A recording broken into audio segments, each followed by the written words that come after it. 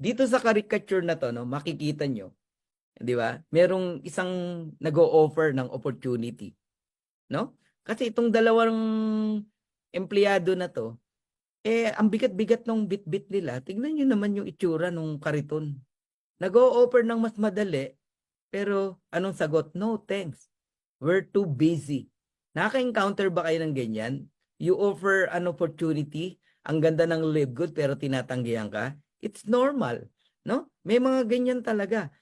Ang importante, you do your part, in-offer mo yung magandang opportunity, hindi ka man nila pinansin, ang importante na i-share mo. And then, you look for another one, no? Na maniniwala sa opportunity na binibigay mo.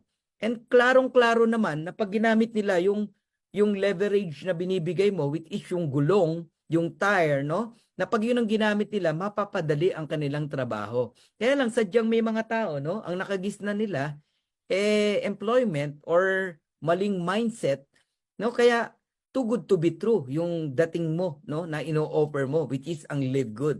Okay? O yung kagaya ng mga traditional MLM, no, nakagisnan nila yon. Tapos bigla mong i-offer na na itong live good is napakagandang new concept ng MLM, no, na about subscription na mas